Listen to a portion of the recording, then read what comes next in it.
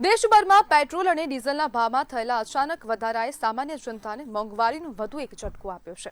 ગઈકાલે મધરાત બાદ સરકાર દ્વારા પેટ્રોલમાં પ્રતિ લીટર ₹3 અને ડીઝલમાં પણ ₹3નો વધારો કરવામાં આવ્યો, જેમાં સાથે સાથે સીએનજીમાં પણ ₹2નો વધારો કરવામાં આવ્યો છે, જેના કારણે ગુજરાત સહિત દેશભરમાં લોકોમાં ભારે રોષ જોવા મળી રહ્યો છે। ખાસ વાત તો એ છે કે સામાન્ય રીતે રાત્રે 12 વાગે લાગુ થતા નવા ભાવ આ વખતે રાત્રે 3 વાગે અચાનક જ અમલમાં મુકાતા વાહન ચાલકો આશ્ચર્યમાં મુકાયા। સુરતના કેટલાક પેટ્રોલ પંપ પર પેટ્રોલ ડીઝલ નથીના બોર્ડ લાગતા લોકોમાં ગૂંચવણ પણ ફેલાઈ, જ્યારે વડોદરામાં પણ સરકારી વાહનમાં ડીઝલ ભરાતું દ્રશ્ય પણ ચર્ચાનો વિષય બન્યું છે।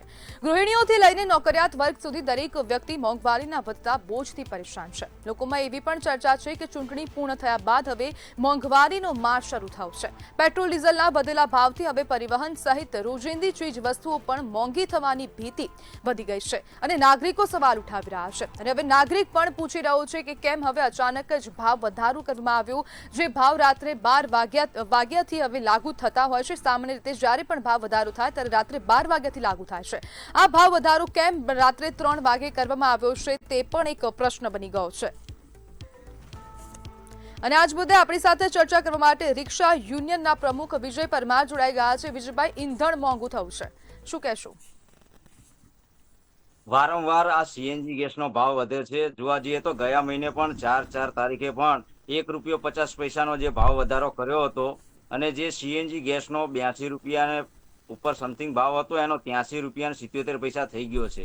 તો ત્યારથી અમે વિરોધ નથી કરતા, પણ અગાઉ પણ 1-2 વખત જયારે ભાવ વધ્યો ત્યારે પણ અમે વિરોધ કરીએ છીએ, કારણ કે રિક્ષા ચાલકો અમદાવાદ શહેરમાં 2 થી 2.5 લાખ રિક્ષા ચાલકો છે અને ગુજરાતભરના 15 લાખ રિક્ષા ડ્રાઈવરો છે। એની સીધી અસર પડે છે, કારણ કે સીએનજી રોજ ભરાવાનો હોય છે। આ લોકોને ₹1નો પણ વધારો થાય તો સીધી અસર એના જીવન ઉપર પડતી હોય છે। વારંવાર જયારે ગેસનો ભાવ વધે છે ત્યારે અમે રજૂઆત કરતા હોય છે સરકારમાં કે આ ભાવ વધારો ના કરવામાં આવે, કારણ કે જેટલો સીએનજી ગેસનો ભાવ વધશે એટલો સામે અમારે રિક્ષા ભાડું પણ વધારવું પડે છે।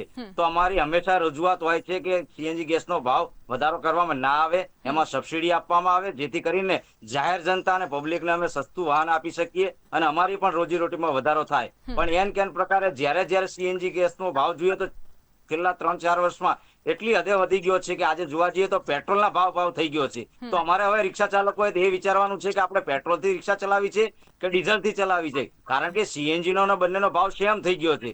તો આ અમારા માટે મુખ્ય મુદ્દો છે અને આનો વિરોધ પહેલા પણ કર્યો હતો અને અત્યારે પણ સખત શબ્દોમાં આનો વિરોધ કરીએ છીએ। રજૂઆત અમારી પહોંચી ગઈ છે સરકાર કે ભાઈ આમાં ઘટાડો કરવામાં આવે। અંતે આ લોકો તો રિક્ષા ભાડું જ વધારતા હોય છે, એની રજૂઆત પણ અમારે લેટર આવી ગયો છે। તો એ ભાડું વધશે, પણ કેટલું વધશે એની પણ અમારે ડિમાન્ડ મૂકી છે કે અત્યારે જે મિનિમમ 20 છે એનું 30 કરી આપવામાં આવે અને ₹15 પર કિલોમીટર છે એનું 20 કરી આપવામાં આવે। તો આ અમારી માંગણી પણ સરકાર જોડે પહોંચી ગઈ છે, પરંતુ આ અત્યારે ફરી એક વખત અગાઉની રજૂઆત હતી, અત્યારે ફરી ભાવ આજે જયારે વધતો હોય વિજયભાઈ, હાલ તો ખાડી દેશોનું યુદ્ધ ચાલી રહ્યું છે, જેના કારણે ભાવ વધારો અમને મળી જાય। વિજયભાઈ, હવે સરકાર કહી રહી છે કે ખાડી દેશોમાં જે પરિસ્થિતિ સર્જાય છે, યુદ્ધનું વાતાવરણ ઊભું થયું છે, તો તેના કારણે ઈંધણના ભાવમાં વધારો કરવામાં આવ્યો છે। જે હવે જે બેરલ ક્રૂડ ઓઇલનું જે બેરલ આવતું હતું તેમાં પણ વધારો થઈ રહ્યો છે। અગાઉ જેટલું પણ નુકસાન હતું તે સરકારે ભોગવ્યું અને જે ડીલરો છે તે લોકોએ ભોગવ્યું। હવે માત્ર ₹2નો વધારો કરાઈ રહ્યો છે, ₹3નો વધારો કરાઈ રહ્યો છે, તો પછી જ્યારે સરકારને હવે સાથ આપવાની જગ્યાએ વિરોધના સૂર કેમ ઉઠી રહ્યા છે? કારણ કે અમદાવાદ શહેરની અંદર તો હું વાત કરું તો અદાણી કંપની સીએનજી પંપો ચલાવી રહી છે। અદાણી કંપની એટલે આપ જાણો છો કે નવા એરપોર્ટ, નવા બધા બિઝનેસો શરૂ કરી રહ્યા છે। જ્યારે કોઈ પણ કંપની હોય કે પેઢી હોય કે કોઈ બી હોય, જ્યારે નવું એ ડેવલપ કરતા હોય, ખરીદતા હોય, તો સ્વાભાવિક છે નુકસાનમાં ના હોય, એ ફાયદામાં નફામાં ચાલતી હોય ત્યારે નવા એરપોર્ટ બધું ખરીદાતું હોય, એમને ના ખરીદાય।